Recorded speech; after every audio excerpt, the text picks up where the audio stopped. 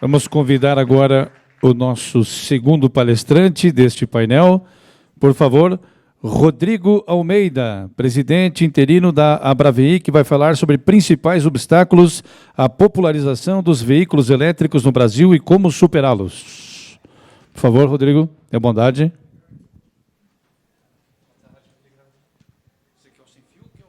Não, vamos sem fio e vou... Aqui. É isso, vou deixar aqui meu timer. Estou sabendo. Só esperar o Vanderlei me ajudar, colocando ali meu computador.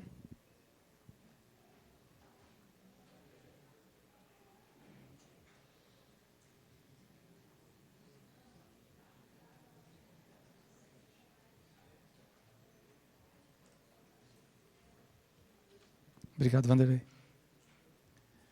Só dá o play para mim, por favor. Bom, boa tarde, é um prazer estar aqui, é um privilégio. Agradeço a organização do evento por ter lembrado que existe aí algumas poucas centenas de malucos early adopters que resolveram comprar carros elétricos que não são baratos e que trazem consigo, nesse momento de mercado, que é bastante embrionário, um monte de dúvidas.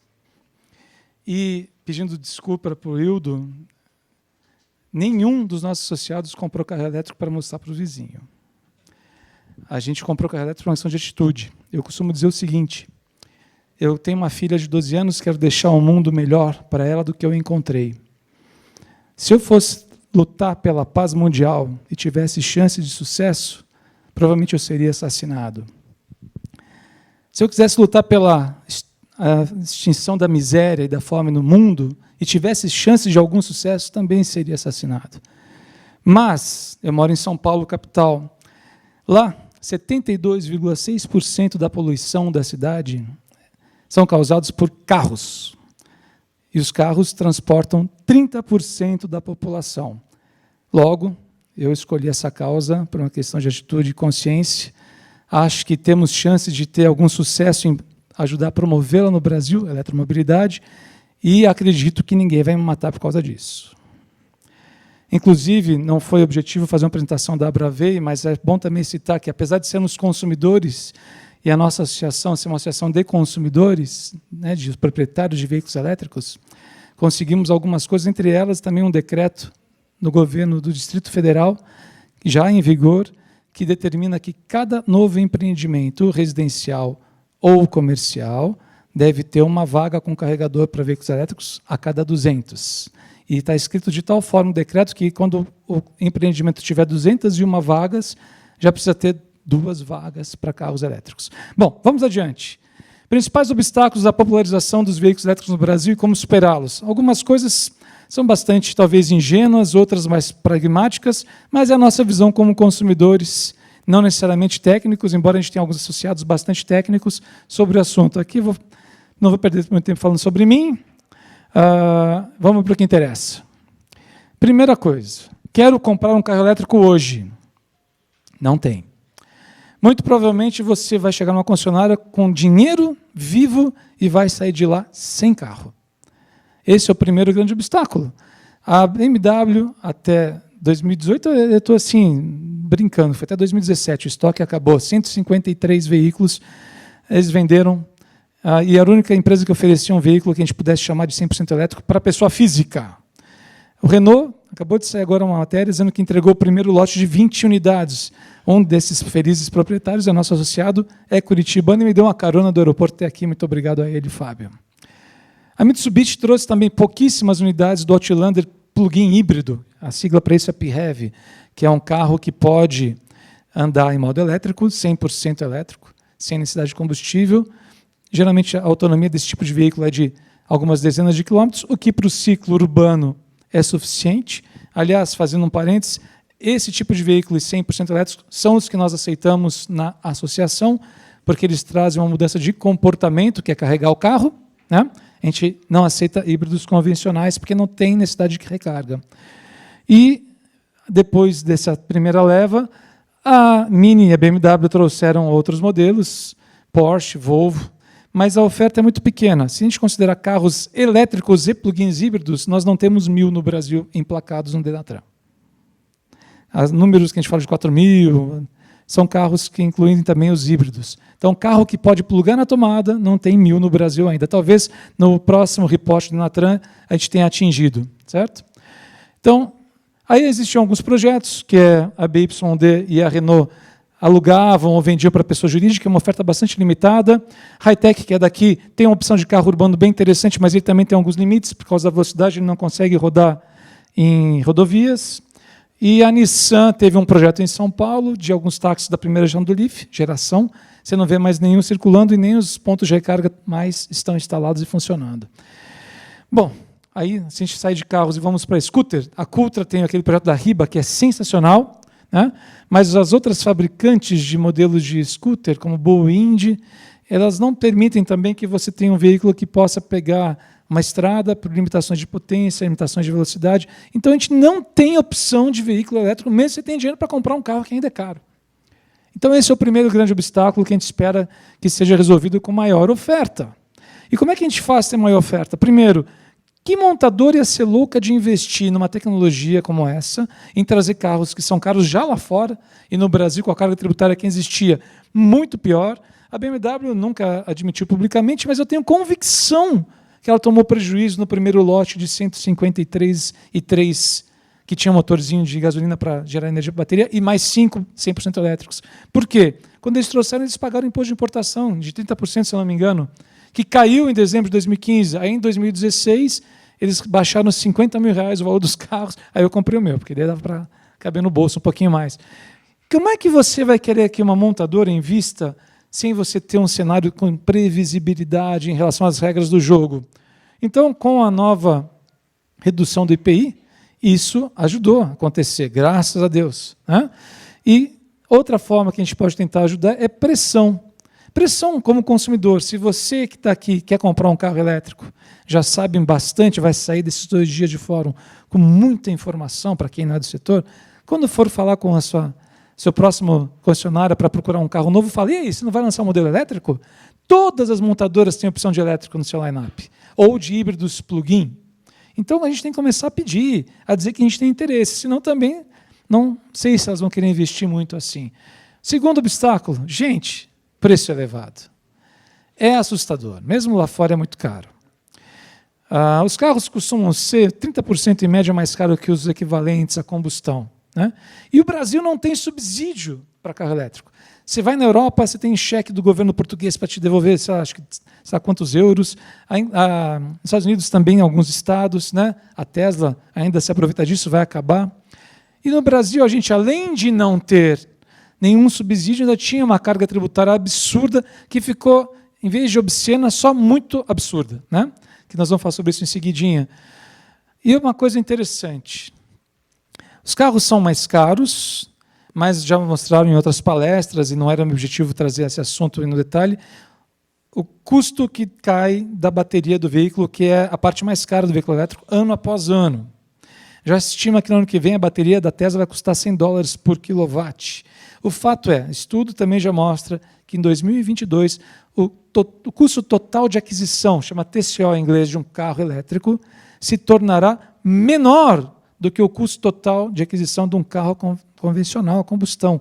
Ou seja, durante a vida desse carro contigo, você vai gastar menos dinheiro já a partir de 2022 se comprar um elétrico do que se comprar a combustão, mesmo que ele ainda seja um pouco mais caro, que a tendência é reduzir o preço também.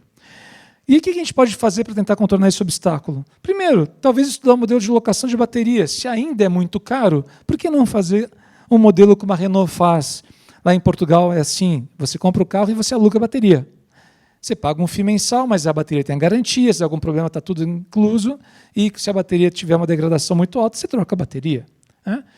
Linha de crédito de médio prazo. Vamos lá, se eu tivesse que escolher um slide para deixar de legado dessa apresentação para vocês, no sentido de cumprir com a minha missão, que é principais obstáculos e como contorná-los, seria esse. Eu não conto com nenhum tipo de subsídio do governo. Aliás, ninguém da Abravey espera que nenhum tipo de incentivo, seja financeiro ou não financeiro, seja ad eternum. A gente acha que são importantes, o Ricardo elencou alguns, vão ter até alguns repetidos, que nós temos muita agenda em comum entre as entidades, mas a gente tem clareza em saber que isso deve ser oferecido para poder ajudar o mercado a deslanchar. A hora que a gente tirar esse mercado da inércia, ninguém quer ser o privilegiado de ter uma série de benefícios. Mas nesse primeiro momento é importante. Mas sem contar com isso, que a gente não conta, talvez esse seja o caminho das pedras para viabilizar financeiramente a aquisição do carro elétrico. E eu chamo isso de efeito Casas Bahia pelo seguinte: o pobre do trabalhador lá, que tem um salário mínimo, quer comprar um armário de R$ 1.500 e não tem dinheiro para pagar isso em 6 vezes, 8 vezes. E a Casas Bahia financiava, pelo menos quando era da outros proprietários, né, em 3 anos com a prestação de R$ 80. O sujeito não fazia a conta de que depois de 3 anos ele pagava 3 armários praticamente. Ele fazia a conta que R$ 80 cabia no bolso. Pois bem, os veículos elétricos, os carros, vamos falar de carros mais especificamente, costumam ter uma garantia de bateria de vários anos. O Zoe tem 5 anos, o YD, se não me engano, são 10, o BMW são 8. Então é nessa faixa. Todas as principais montadoras aqui que têm carros elétricos no Brasil, ou que vão oferecer, possuem seus próprios bancos para financiar os veículos.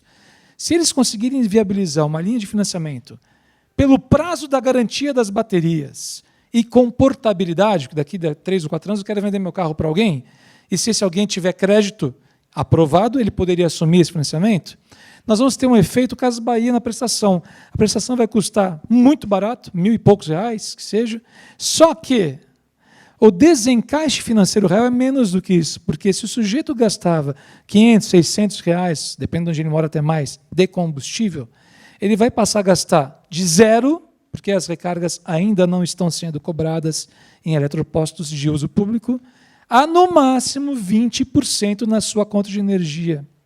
No máximo. Então ele está economizando por mês brincando R$ 400, R$ 500. Então o desencaixe financeiro dele de fato é até menor. Se a gente consegue viabilizar isso, não precisa ter redução de mais nada de imposto, não precisa ter subsídio de mais nada. Isso já torna viável a aquisição. Outro obstáculo,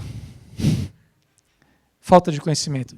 Uma das coisas que a Bravey faz, a gente faz isso de uma maneira muito quixotesca e apaixonada, porque ninguém trabalha na indústria de automóveis aí no Bravey. Somos como vocês, que não trabalham na indústria, tem alguns que trabalham aqui. Consumidores. Só que apaixonados por um modelo de mobilidade que não agride a natureza e é sustentável, ainda mais no Brasil, com esse potencial que a gente tem de geração solar e eólica limpa, fora matrizes que a gente tem baseadas em usinas hidrelétricas. E a gente vai muito em eventos de clube de Fusca, clube de carro antigo, nos convidam, a gente leva os carros, passa um dia inteiro lá, para poder fazer o contraponto e mostrar e desmistificar a tecnologia.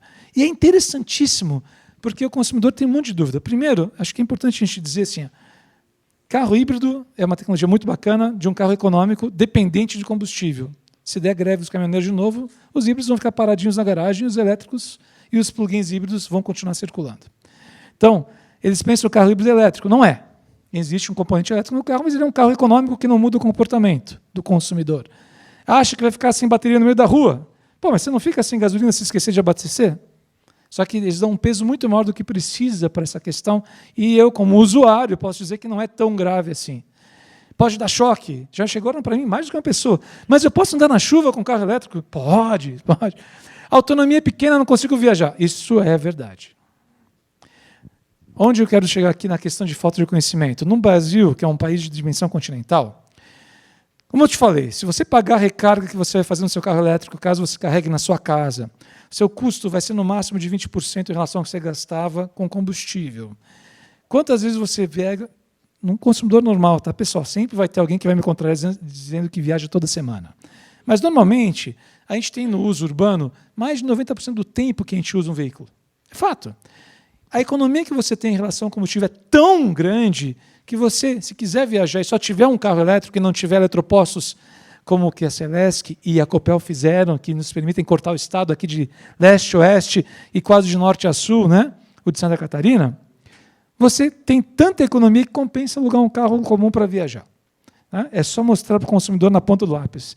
Manutenção é cara, carro elétrico dá pouquíssima manutenção. Isso é um dos motivos que no Brasil a gente não tem tanta vontade de vender carro elétrico assim, mesmo por parte das montadoras que trouxeram. Porque as concessionárias ganham muito dinheiro no pós-venda. Troca de filtro, troca de óleo, troca de todos os consumíveis que o carro elétrico não tem. E que carro elétrico é o carro do futuro? Não, gente. Na realidade, o carro elétrico foi a primeira tecnologia disponível para veículos, né? Em 1903. Tem aí na revista, tem um artigo do Raul, se eu não me engano, falando da história do veículo, é muito bacana. Então, a gente tem que começar a resolver esse problema de falta de conhecimento dizendo o seguinte, montadoras e concessionárias principalmente, meu amigo, isso aqui é crucial. Você tem tomada na sua garagem de casa, na sua garagem de trabalho? Tenho. Parabéns, você tem o seu posto de combustível. Você faz o quê da meia-noite às 8, 6 da manhã, 7 da manhã? Você dorme, né? Deixa o carrinho carregando lá. E as autonomias estão aumentando. O próprio i3 tinha uma bateria que dava 160 km de autonomia, já está ultrapassando os 320 na última versão. Né? Então, você tem um ponto de tomada, você tem seu ponto de recarga. Tomada convencional? 110 para alguns carros, 220 para outros, mas tomada de 3 pinos, 20 amperes é isso. Claro que no eletroposto da Copel vai ser muito mais rápido, mas durante a noite vai carregar o seu carrinho na tomada lindo, maravilhosamente. O Jaque carrega em 8 horas, não é isso, Pedro? 0 a 100? Obrigado. Carro híbrido convencional é apenas um carro econômico, já expliquei, a gente tem que tentar mudar, explicar o seguinte, é um bom carro, deve ser adquirido, vale a pena, mas ele não carrega. Né? E quando a gente fala de posto de combustível, se a gente mora em casa e puder instalar usinas solares, golaço, você gera seu próprio combustível, entre aspas, certo? Falar que a manutenção é mais simples, menos frequente de um carro com motor de combustão interna, que é essa sigla, né? E aí que eu tinha falado, como eu sei de cor o conteúdo, acabei pulando o slide na minha cabeça aqui, mas eu já falei sobre isso. É tanta economia que você até aluga um carro. Dá um play para mim de novo, por favor, Vanderlei. Acho que eu apertei um botão que não devia, quando precisa viajar. Obrigado. Pode pegar chuva, não explode, não dá choque, que lá em mercados como Europa, China e Estados Unidos, alguns estados, isso não é futuro, isso é presente. Aí, mais um obstáculo, já está acabando. I'll be dead anyway, né? Pouca vontade política. Hoje meu colega aqui me falou que eu tenho que aprender um pouco mais sobre política. Eu não sei se eu quero aprender um pouco mais sobre política, eu prefiro manter um olhar romântico e meio quixotesco sobre o mercado. Mas é o seguinte, eu vejo e vislumbro 2 grandes lobbies contrários. Um, do governo, que demorou horrores para publicar as regras de Rota 2030, que já deu declarações dizendo que prefere trabalhar em cima de biocombustíveis como o tipo de tecnologia que o Brasil deve usar. Lobbies contrários setores da economia, até mesmo de algumas montadoras, porque as montadoras se mexeram muito fora do Brasil por força de leis restritivas em relação a emissões. Não é que elas falam, vou lançar elétrico, quero vender elétrico. Elas perdem dinheiro no pós-venda com isso. É uma quebra de paradigma, eu sei, eu não estou simplificando. Mas como no Brasil não existem leis restritivas, se elas não tiverem carro elétrico, elas vão continuar vendendo os carros normais. Pior, se a gente não fizer nada, a gente tiver seu quintal para despejar tecnologia banida lá de fora, de novo. Quem tem mais de 40 conhece essa realidade no Brasil. Nossos carros, antes da abertura econômica, eram 3 ou 4 gerações defasadas, no mínimo, em relação ao que tinha lá fora. A gente tinha um Santana quanto aqui, era a segunda versão do Passat. Era vergonhoso. Nós estamos correndo de acontecer a mesma coisa. Então, são grandes os lobbies contrários. Né? O que a gente pode fazer? Pegar a BVE, pegar a Bravê e outras entidades também ligadas ao consumidor e fazer um trabalhozinho em cima do seguinte, pessoal, a gente está desenvolvendo tecnologia ainda em laboratório de grafeno, de sódio. Em vez de exportar só soja e carne e frango, quem sabe a gente não desenvolve esse mercado e exporta a tecnologia com valor agregado das baterias? Quem sabe a gente não pega e faz o seguinte, começa a trabalhar, em vez de se preocupar com a arrecadação de combustíveis, que é um dos motivos do governo não querer muito incentivar, porque combustível tem demanda inelástica. Pode subir o preço e continua abastecendo o carro, senão você não roda. E o governo arrecada muito com isso. Vamos fazer que nem a Noruega, que produz muito petróleo, mas é o país com o maior número de carros elétricos per capita, e as vendas de carros novos já esse ano ultrapassaram dos elétricos as vendas de carros novos convencionais. Então o que a gente faz? Trocamos a arrecadação desse carinha aqui, por exportação do nosso petróleo e vamos ser autossuficientes em termos de geração de energia para os nossos carros. E outra coisa, o Brasil tem 46 milhões de carros. Nós temos acho que 60 milhões de veículos ao todo. O mundo passou a marca de 4 milhões de veículos elétricos neste ano. Nós não vamos estalar o dedo e ter 46 milhões de carros elétricos. A gente tem muito tempo para a transição. Mas se a gente não fizer nada agora, nós vamos ficar na lanterna. E a gente, claro, de novo, né? Isso exige uma visão de médio e longo prazo. E, infelizmente, normalmente, a nossa preocupação de cada governante, em cada esfera, é o que eu posso fazer durante o meu mandato para gerar percepção positiva para eu ganhar a reeleição. Né? Só que uma mudança de mentalidade como essa exige uma visão mais adiantada, mais à frente. Outra coisa, se a gente começar a ter incentivo a veículos elétricos híbridos, plug-in, a gente vai reduzir gastos com saúde, porque poluição, como eu falei, é causada predominantemente por veículos a combustão. Bom, por fim, desenvolver o mercado de veículos elétricos traz toda uma nova cadeia de peças de mão de obra, né, tecnológica. E, por fim, agora sim, o último grande obstáculo, manutenção e peças. Pessoal, como proprietário de veículo elétrico, que fui durante muito tempo, espero voltar a ser com o Bolt esse ano, fazendo jabá aí, ou talvez um Jaque, se o Pedro der um desconto para mim. É, Pedro? A gente sofre um pouquinho, sim, e essa percepção, ela existe, esse obstáculo existe. Tem pouca peça dos veículos elétricos, tem pouquíssimos veículos elétricos. E só quem faz manutenção hoje são concessionárias. Então, quando acaba a garantia, você fica assim meio... né? Então, a gente precisa... esse aqui é meu timer, antes que você me avisasse. Eu sou organizadinho aqui. Fazer como fez, por exemplo, a BMW, ou a Land Rover tem um programa de manutenção, de extensão da garantia, tentar falar com as montadoras que vão vender, como a Renault. A Renault tem uma concessionária aqui que trabalha manutenção, tem uma em São Paulo.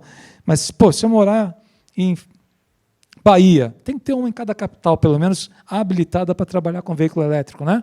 Fazer como fez a BMW com o Senai de São Paulo. Olha a Tecpar, Senai daqui. Começou a desenvolver um trabalho em cima dos alunos, habilitando-os para manutenção de veículos elétricos e híbridos. Então, senhores, e por fim, óbvio, se a gente conseguir incentivos financeiros e não financeiros, ajudaria. Alguns exemplos, o Ricardo falou até mais do que eu. Então, estão aqui alguns exemplos de incentivos financeiros, alguns exemplos de incentivos não financeiros. Se a gente puder fazer isso aqui, por exemplo, em São Paulo, capital, te garanto que a gente vende todo o estoque de carro elétrico à disposição das concessionárias, poder pegar faixa de ônibus. Em São Paulo, isso tem um valor muito maior do que o financeiro. Rodízio já foi um grande estímulo. Tá? E é isso, muito obrigado. Essa é a turma de loucos que fundou a Abravei, já crescemos, continuamos crescendo e queremos contribuir, queremos correr o risco e pagar para ajudar esse mercado a crescer. E obrigado pelo tempo. Passei um minutinho, tá? Valeu.